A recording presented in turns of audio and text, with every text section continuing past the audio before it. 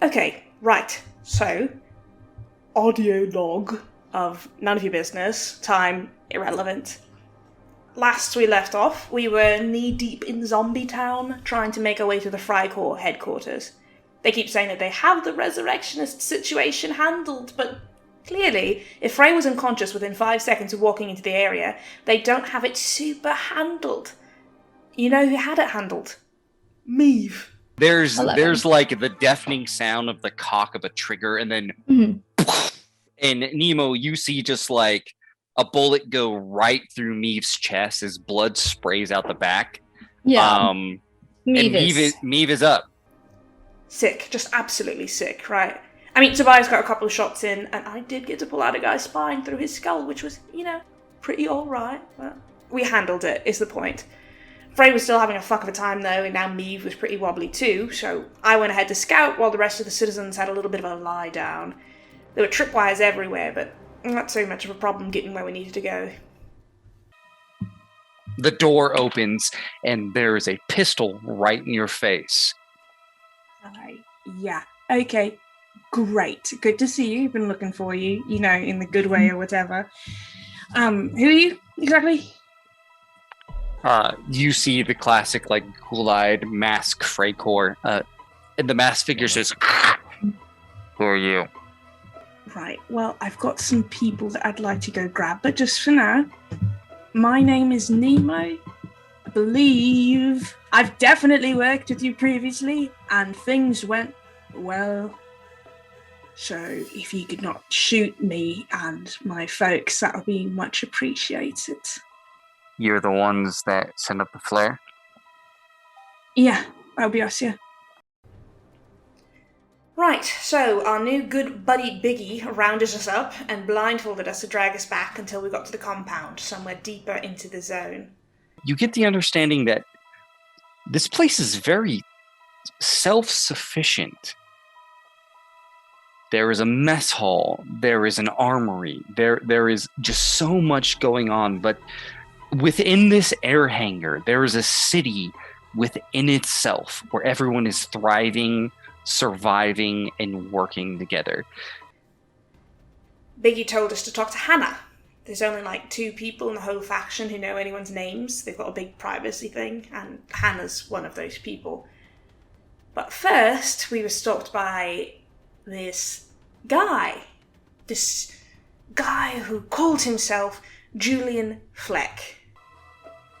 Julian Fleck, dealer in fine wares that cause suffering and death. We don't get many visitors around here. Who might you be? Name's Frey.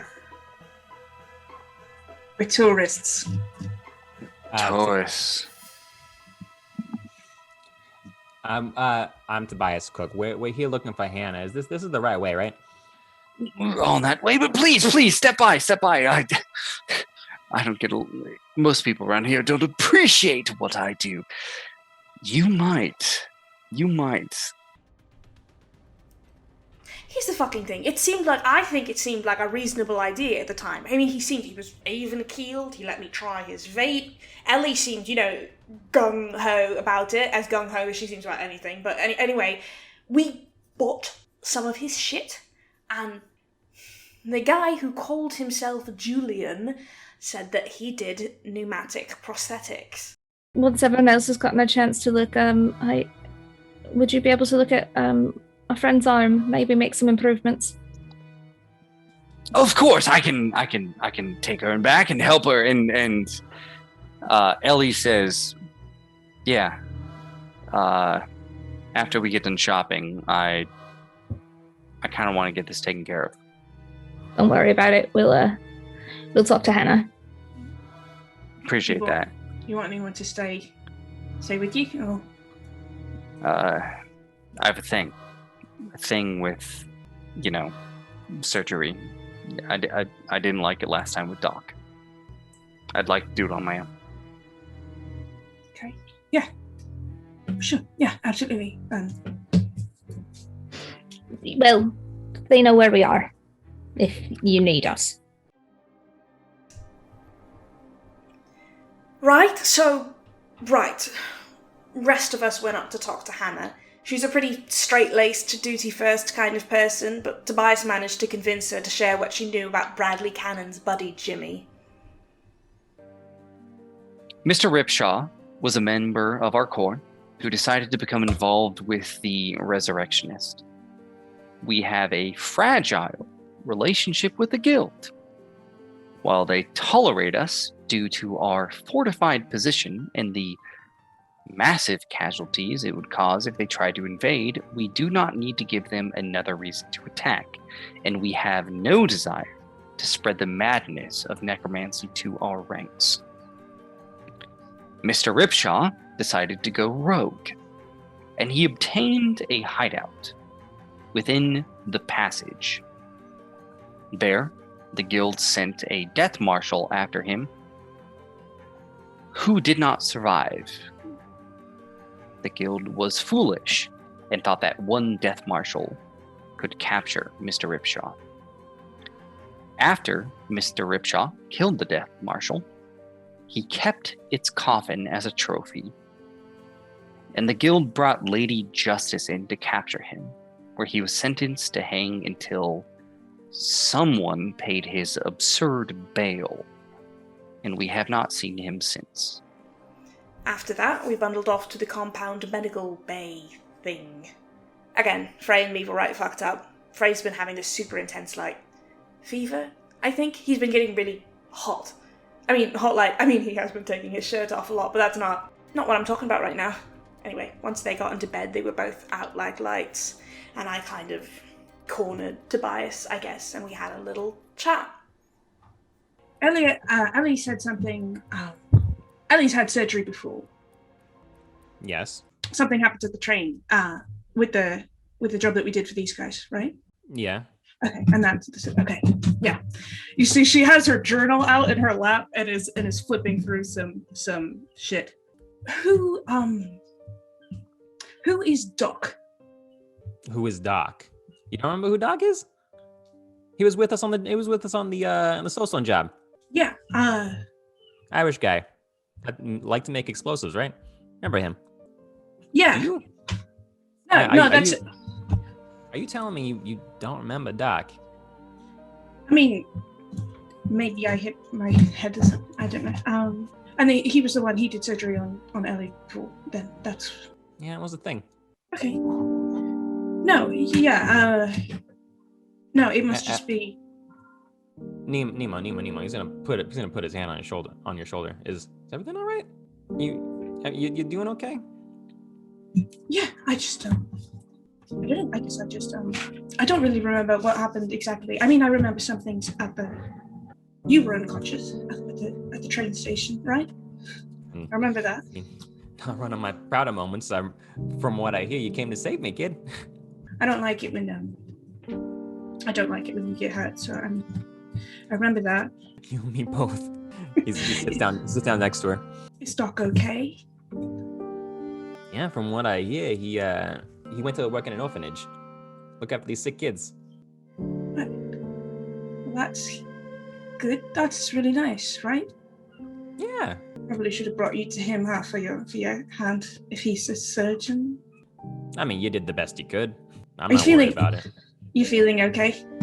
I haven't needed a dose of morphine in a little while. I think it's healing up pretty nicely, if I say so myself. Yeah, no, that's good. Yeah, no, you don't have to worry about anything. I just wanted to check to make sure I wasn't. Yeah, everything's fine. Yeah, don't worry. Everything's fine, Nemo. We're all together. We'll be fine. We'll get through this. Yeah. What's your middle name? I just want to write it down. I don't have one. You sure you haven't forgotten? Yeah, and then he and I just kind of, we talked until he had to go to sleep, and Tobias is irrelevant to this audio log, and no further comment anyway. So in the morning, Meave took a look at Frey. He's still in bad fucking shape, and they had a time of it, especially because of the radio. The radio shifts to everyone's favorite show. This just in. The Honest Citizen, brought to you by your guest host, Bradley Cannon. Well, we have quite a show for you tonight, friends. Bit of a cow flipped on its back. We figured the best way to show you what an honest citizen looks like is to show you one of Malifaux's most dishonest bounty hunters. Why don't you introduce yourself? Ellie Wiley. Ellie, has anyone ever hurt you or hurt someone you really cared about? Simple yes or no will do. Yes. And Ellie, what would you do to that person if you ever got your hands on them? How do you know they're not you? I mean, if you feel that I have done you such an injustice, feel free to use me as an example. I'd want to see them suffer a bit. I'd want to hurt them. That sounds just about right for your character. Why don't you tell us about your most recent bounty? You're talking about the Resurrectionist? The one I did with my colleague Frey? We were in the sewers. We hunted somebody. It was a job. Ellie. Do I look dumb to you? Don't answer that. I went through your belongings. I know what you got on you. I'm going to ask you the question again. Why don't you tell us about your most recent bounty? Tobias Cook, 200 scrip alive, to be brought into Lord and Lady Cook of the Cook Meats Estate, charged with libel, slander, embezzlement from the Cook family name. Damn. Yeah. Shit. That's the first honest thing you've said in your life, and it's about harming one of your friends. Now, did you tell Tobias about this bounty? No. You know, eventually they're going to find out. They're going to see through this bullshit facade you keep throwing up in front of them. They're going to find out that I'm right. That I'm just a good guy trying to right a wrong. And you, well, you're a selfish monster. What do you have to say to our audience or your friends? What are you going to do to me next? Justice. As I had always planned and promised. Then let justice come, because I don't care what happens next. Go find Jimmy. He's alone. Go get him. Yeah. So, we're going to go get her, obviously, because I already told her I would forgive her for anything. So now I'm not a liar. Listen, hopefully this rescue thing goes, I don't know, well, might be pushing it, but whatever happens, there'll be another transmission. Tune in next week for another episode of Twisted Veil, Tuesday, 8 p.m. at Central Standard Time, Earth side of the breach. Is that enough? Can I go? Am I done?